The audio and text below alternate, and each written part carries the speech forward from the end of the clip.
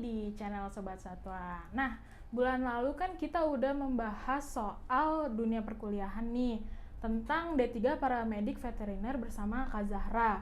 Nah, di sini kita juga mau bahas soal dunia perkuliahan. Nah, tujuan dari podcast ini tuh biar mahasiswa-mahasiswa baru nih yang mau daftar kuliah gitu PTN, kan yang seperti aku yang ketahui nih, bulan Februari, bulan Maret itu adalah bulan dimana para siswa kelas 3 SMA ini atau SMK itu mulai daftar kuliah gitu. Nah, kira-kira kita mau bahas jurusan apa sih nih? Yuk, boleh perkenalan dulu nih sama siapa namanya?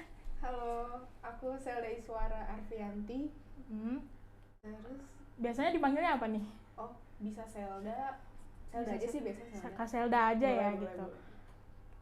Gimana nih kabarnya hari ini? Sehat gak? Alhamdulillah sehat. Happy? Happy nih? Alhamdulillah Happy gitu. Nah, di sini aku bersama Kak Zelda mau bahas seputar dunia perkuliahan. Nah, aku langsung mau tanya aja nih ke Kak Zelda. Kak Zelda ini jurusan apa sih? Jurusannya awalnya tuh dari D3 Paramedik Veteriner juga, tapi aku lanjut ke S1-nya peternakan. Peternakan gitu. Jadi kita poinnya sekarang tuh bahas soal sarjana peternakan ya, karena kemarin kan kita udah bahas D3 Paramedik Veteriner nih. Nah, kakak tuh dari universitas mana sih kalau boleh tahu? Peternakannya dari Brawijaya di Malang. Oh, di Malang. Wih, keren ya, anak Brawijaya banget nih gitu. Kenapa sih kalau boleh tahu kenapa sih Kak Selda tuh tertarik banget sama jurusan peternakan ini? Dibilang tertarik, kenapanya karena waktu lulus D3 itu belum siap kerja, jujur belum siap kerja. Terus abis itu orang tua juga nyuruh buat lanjut aja S1. Akhirnya aku cari sebutannya ekstensi. Jadi aku nyari ekstensi di mana nih yang bisa dari D3 ke S1. Akhirnya waktu itu tahu di UI sama di Brawijaya ini gitu. Kenapa nih? Kok kakak bisa milih Brawijaya? Kan ada dua pilihan tuh, UI sama Brawijaya. Sebenarnya dua-duanya aku ikut tes. Ikut tes gitu. Jadi yang lolos itu aku dua-duanya ikut tes, yang UI juga ikut, yang Brawijaya juga ikut. Kenapa yang ikut UI juga ikut? Karena ada dari kakak tingkat aku juga, dia lanjut dari D3 itu ke UI ekstensinya, tapi kesehatan masyarakat. Ekstensinya tuh kesehatan masyarakat gitu. Berarti di UI itu tuh ada fakultas peternakan juga gitu apa gimana? Enggak, sih? beda. Beda ya? Kalau misalkan kamu dari D3 ekstensi dari D3 ke S1 di UI, karena dia nggak ada peternakan, jadi yang milihnya nyerempet gitu kali ya. Aku juga ngerti sih, jadinya ke kesehatan masyarakat. Jadi agak nyambung gitu ya.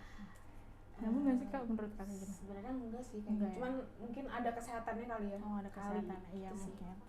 Berarti tuh dulu kakak SMA atau SMK sih? SMA. Berarti dulu itu jurusannya ngambil IPA atau IPS? IPA. Oh, IPA ya.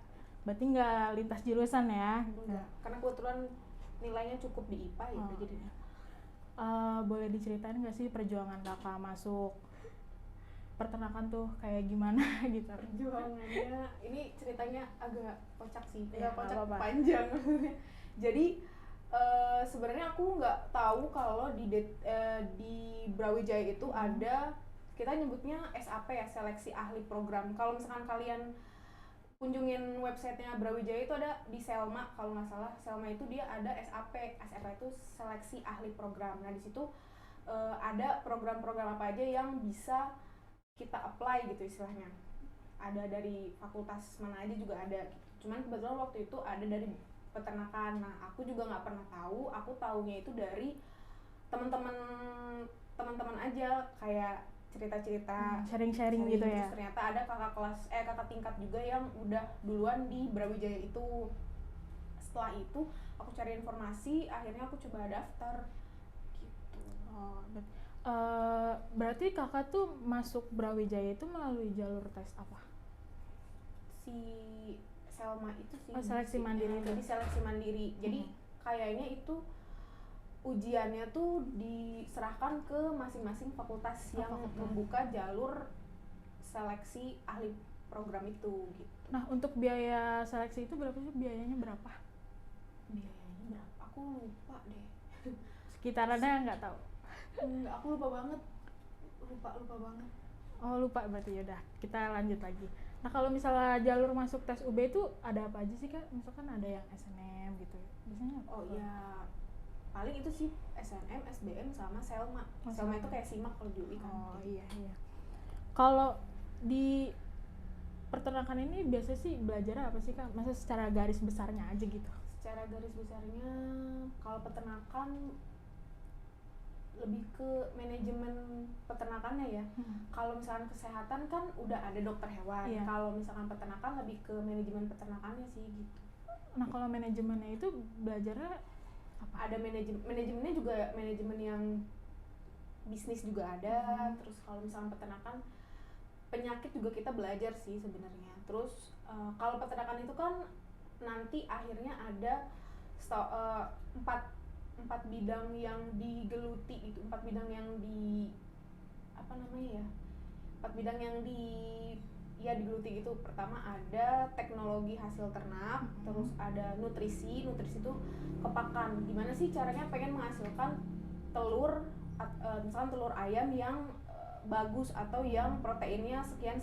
Nah itu kita lihat dibikin dari dari pakannya harus sekian, terus harus memenuhi kebutuhan protein dari hewannya gitu. Proteinnya harus segini. Nah, habis itu kalau teknologi hasil ternak itu kayak kita kan kalau misalkan ternak ada ayam, ada sapi, ada susu, itu teknologinya lebih, kalau susu mungkin dibikin es krim nanti atau mentega kayak gitu-gitu. Terus kalau dari daging paling apa ya, waktu itu temen aku ada yang ininya tentang taichan.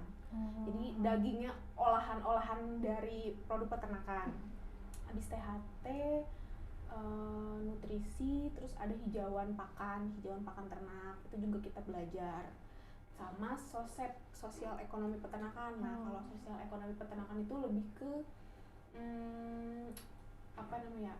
analisis profit, terus lebih banyak ke sosialnya sih.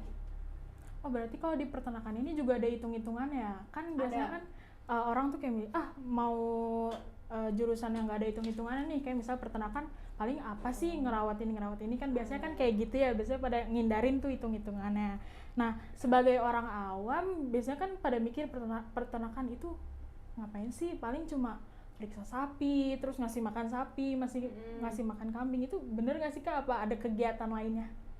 Kalau misalkan waktu praktikum emang ada kayak gitu, cuman kan tujuannya ada lagi di belakangnya ada tujuannya kenapa kita harus kasih makan dia, kita harus tahu makannya dari apa, terus kualitas pakannya seperti apa. Sebelum ngasih pakan juga biasanya, jadi ada satu praktikum yang kita nyusun ransum. Ransum tuh apa kak? Ransum tuh pakan buat hewannya, tapi dia ada hijauannya, terus nanti proteinnya berapa kayak gitu. Berarti kayak ada hitungan masing-masing gizinya gitu betul, ya, tepat itu buat dihitung hewan lagi. Pusing nggak tuh kak mikirin kayak gitu? Pusing sih dulu. Bikin ransum itu dulu pusing. Pusing ya? Itu jadinya kalau misalnya praktek itu per kelompok atau individu? Per kelompok. Per kelompok ya? Oh gitu. Nah kalau di jurusan peternakan itu di Brawijaya itu punya fakultas sendiri, atau kan kalau ilmu komunikasi, ilmu sosial kan ada FISIP ya, kalau misalnya peternakan itu punya fakultas sendiri atau? Setahu aku sih fakultas peternakan. Oh sendiri ya gitu ya. Kalau di peternakan itu lebih banyak teori atau praktek? Kalau misalkan kita ngomongin banyak praktek atau teori, sebenarnya dari jam waktu kuliahnya itu lebih banyak teori kalau memang sarjana. Kalau misalkan D3 emang lebih banyak praktikum. Iya. Suka duka masuk jurusan peternakan apa sih kak? Boleh diceritain nggak? Sebenarnya suka dukanya itu kan karena aku masuk peternakan ini juga bukan dari awal kayak misalkan masuk ikutan SBMPTN, ini kan aku masuknya istilahnya kayak motong tengah jalan gitu. Terus kan kayak program lanjutan juga kan? Program lanjutan gitu. Sebenarnya suka dukanya ya itu berarti kan sukanya karena aku udah punya temen yang udah kenal, karena kan banyak dari teman aku yang dari D3 juga ikut ambil di sana. Jadi kita udah nggak harus ribet, lebih banyak apa tuh kalau misalkan Adaptasi. betul adaptasinya tuh kayak ya udah kita sama yang itu aja, cuman kalau misalkan ada yang sama yang lain paling kalau penting-penting aja, kalau misalkan ada praktikum ini harus gimana kayak gitu. Berarti udah gampang dong adaptasinya karena kan udah kenal satu Iya, sama lain. iya, betul. Jadi nggak ada kata canggung terus kayak ih gimana sih gitu Iya, kan. terus Gitu. dukanya juga kita kan jadinya karena tiba-tiba istilahnya tiba-tiba masuk gitu, jadi kan semuanya juga baru kan, kita juga nggak tahu di sana seperti apa, misalkan ini dosen ini tuh kayak gimana, kayak gitu juga kita kan nggak tahu gitu sih. Pernah ngalamin culture shock gak sih Kak di pas udah diterima di Brawijaya ini? Oh kalau di Brawijayanya enggak sih, Nggak kaget ya, kayak biasa aja gitu ya. yang Kaget beda ya? aja, Beda misalnya aja. dari yang dari D3 terus ke S1 beda Terus aja. tugasnya juga beda gitu ya, dosen-dosen juga beda Oh gitu. iya, kalau karena aku baru ingat. Jadi kalau culture shock dulu waktu di D3, seingat aku semua tugas itu aku print. Jadi ketik praktikum, laporan praktikum deh, tugas ya, ketik. Tapi kalau di S1 kemarin peternakan itu semua laporan tulis tangan. Bener-bener ditulis tangan. Bener-bener tulis tangan. Itu berarti ntar kalau misalnya ada yang salah gitu, kita diulang dari awal gitu, maksudnya salah nulis Tip X gitu. aja sih. Oh. Ya walaupun memang ada pengurangan nilai, itu kan tergantung dari aspraknya lagi Iya. ya. Gitu. Tapi kemarin semua ditulis tangan, jadi tebal-tebal itu tulis tangan semua. Pegal. Ya begitu. Dalam seminggu kalau misalkan praktikum kan biasanya waktu deket-deket. Jadi kalau misalkan dalam seminggu itu ada 3 praktikum, ya berarti kita harus ngebut 3-3-nya laporan. Kayak misalkan Senin harus laporan harus ngumpulin laporan yang A. Nanti waktu lagi yang misalkan Kamis harus yang B kayak gitu. Kakak susah nggak sih ngebagi waktunya, kan itu kan praktikum itu kan mepet ya, kayak jeda sehari atau jeda setengah hari itu susah nggak sih ngebagi waktunya? Enggak sih, kalau misalkan praktikum biasanya udah ada jadwalnya dari aspraknya masing-masing. Cuman karena aku juga anak yang tadi tiba-tiba masuk, jadi kan jadwalnya itu suka bukan berantakan, ada yang tiba-tiba bentrok kayak gitu. Cuman ya kita atur-atur lagi aja sih. Ya, atur-atur. Nah, kalau misalnya kan ada nih kayak misalnya anak kelas 3 gitu, kayak peternakan mahal nggak sih biayanya gitu kan, takut mahal nih, kayak takut nggak mencapai gitu ya. Biaya semesteran di peternakan UB itu berapa Kak? Setahu aku kalau biaya per semesteran itu juga bergantung sama jalur kamu masuknya. Jadi kalau misalkan kamu masuk ke jalur SNM, SBM sama Selma itu setahu aku itu bakal beda-beda. Itu tergantung dari kebijakan fakultasnya masing-masing. Cuman karena kemarin aku itu si SAP itu, si ahli program itu kayaknya dipukul rata deh. Berapa tuh? Jadi semuanya dipukul rata. Oh ini disebutin aja. Iya nggak apa-apa. Maksudnya biar teman-teman tahu juga gitu, bisa nyiapin budget yang lebih gitu, jadi nggak kaget nantinya gitu. Tapi sebenarnya ada juga yang lebih mahal kan, karena tergantung dari kelasnya ya biasanya. Kan beda-beda. ada kelas internasional gitu, ada nggak sih Kak kalau di UB? Kalau di peternakan enggak sih, nggak ada ya? Tahu aku Biasa gitu, maksudnya reguler gitu. bedanya ya? Dari jalur masuk itu sih kayaknya. Sama mungkin status ini ya, pekerjaan orang tua mungkin ngaruh. Kalau Kakak biaya per semesternya berapa? Kemarin kalau nggak 4 sampai 4,5 aku lupa. Juta itu ya. Itu per semester itu 6 bulan ya? Atau gimana? Iya kalau nggak salah. Nah kalau misalnya ada praktek-praktek gitu, itu ada tambahan biaya lagi atau emang udah full dari semesteran aja? Kalau praktek, kalau misalkan ada bahan atau alat yang nggak disediain, kita beli sendiri gitu. Terus kalau peternakan ini tuh selain di kandang gitu atau di luar kegiatan itu ada labnya juga nggak sih Kak? Ada lab. Nah kalau di labnya itu kegiatannya ngapain aja biasanya? Kegiatannya kalau di lab paling kayak ngecek susu.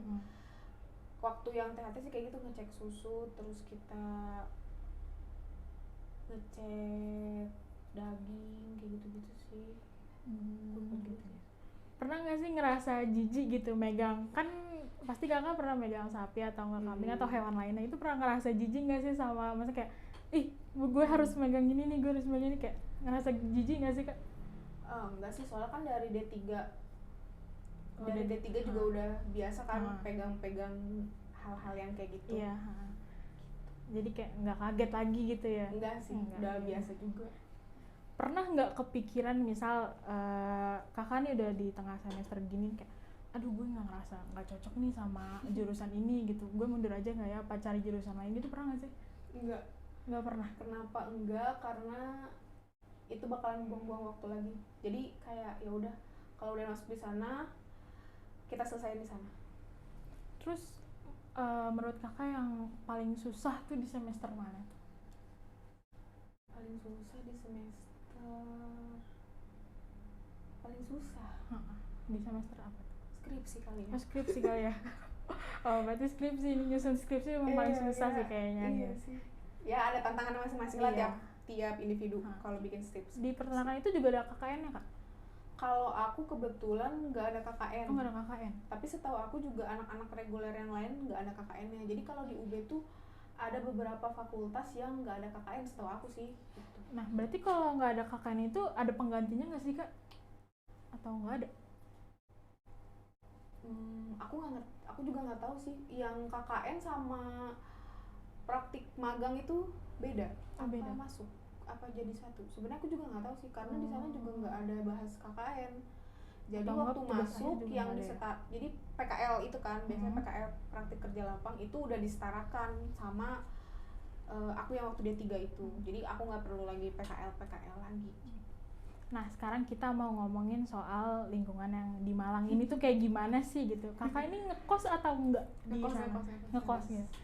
Jadi jarak kos ke Univ itu jauh apa? Enggak sih, deket. Berarti kalau itu transportnya jalan kaki atau naik motor? Oh enggak sih, naik motor. Naik motor. Deketnya nggak deket jalan kaki. Oh kirain deket jalan kaki gitu, jadi kayak enak gitu loh. Naik motor. Oh naik motor gitu. Ngojek berarti ya? Aku bawa motor. Oh bawa motor, wih keren banget.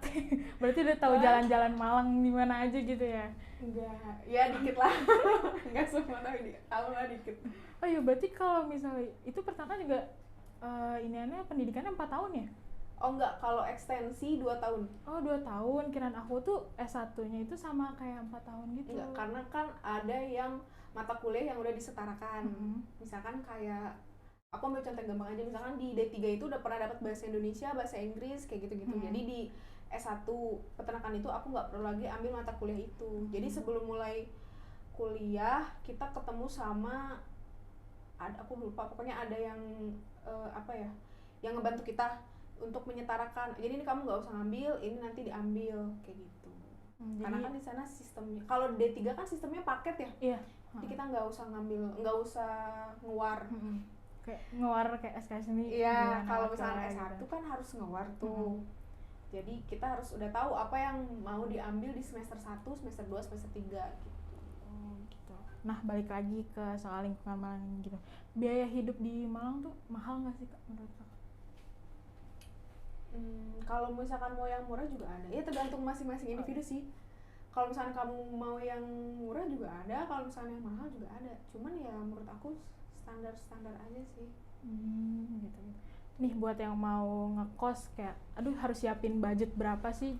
Ya kita tanyain ke Kak Selda, gimana sih Kak biayanya itu berapa kira-kira biaya kos? Nah kalau misalnya biaya kos juga tergantung dari kesiapan kita. Contohnya misalkan kalau aku, kan orang beda-beda ya, takutnya pengen nyaman, aku lebih nyaman kosannya ada AC, kosannya begini gitu kan, mungkin udah dicuciin, ada laundry segala macam, itu kan juga banyak sebenarnya jenisnya sama macamnya. Jadi itu balik lagi ke diri kita. Kalau misalkan kamu cukup dengan kosan yang udah cukup kamar, terus bantal, guling, lemari, terus kasur, meja, lemari, udah cukup ya silahkan gitu. Berarti kita harus kayak nyimbangin aja kebutuhan kita di sana kayak gimana karena gitu. Yang mahal dan bagus juga banyak. Berarti tergantung budget kita berapa di sana gitu. Jadi kayak harus pinter-pinter ngatur keuangan gitu ya. Nah kalau lingkungan di Malang itu kayak gimana sih Kak? Kan aku belum pernah ke Malang nih gitu. Kayak biar tahu aja gitu, spill gitu. Di Malang bulan Agustus tuh bulan-bulan maba, dingin. Berarti kalau di Malang itu benar-benar suhunya dingin terus atau misalnya ada panas gitu? Ada panasnya sih. Cuman kalau memang musim dingin ya, musim hujan dia dingin sih, sama aja sih. Benar-benar sedingin itu atau gimana? Nggak sedingin itu, cuman dingin. Butuh tidur, butuh selimut mungkin kalau yang nggak kuat dingin. Oh iya, aku mau nanya nih. Kalau kan kakak kan lewat seleksi ahli program, apa sih? Iya. Ahli program ya. Itu kayak ada ospeknya nggak sih kak? Ada, Aku lupa ada. nanya nih. Ada, Gimana ada, tuh ada. ospeknya? Ospeknya kita bareng sama yang reguler juga sih. Oh, sama yang reguler gitu ya? Jadi kayak, tapi sebenarnya iya bareng sama yang reguler, betul. Sama aja sama yang mereka laluin itu, sama kita juga ikutan. Ospeknya ada ngapain aja bedanya. tuh kak? Ospeknya ngapain aja? Ngapain ya? Perkenalan kampus waktu itu, terus seingat aku kalau di Brawijaya itu ada 2 ospek. Jadi ada ospek univ sama ospek fakultas. Nah, yang ospek univ ya ketahuan dong. Kayaknya aku nggak ikutan ospek univ deh. Enggak ikutan. Aku juga lupa kenapa nggak ikutan. Kayak nggak ikutan. Aku jadi ikutannya di ospek fakultasnya aja. Nah itu berapa lama tuh ospeknya tuh? Kurang dari seminggu deh kayaknya. Seminggu aja gitu? Enggak sih, enggak kelamaan kalau seminggu. Oh, kelamaan. 3 hari. Oh, 3 hari. Kalau nggak salah sih. Kak Selda ini pernah nggak sih kesulitan kayak adaptasi dengan orang-orang baru gitu yang kakak temuin tuh susah nggak sih? Kan pasti kan ada yang dari daerah ini atau gimana gitu, pernah nggak sih kesulitan? Enggak sih. Nggak pernah semua ya? Ya udah dibawa santai aja. Kayak ya udahlah friendly aja Iya. gitu, kayak yang penting nyambung gitu Iya, ya. bener. Enggak sih, nggak pernah kesulitan. Gitu. Nah kalau misalnya makanan di sana tuh ada yang murah nggak sih kayak gitu, ada nggak? Makanan buat sehari-hari? Iya, gitu? buat sehari-hari. Ada. Kalau kayak warung-warung nasi biasa gitu sih.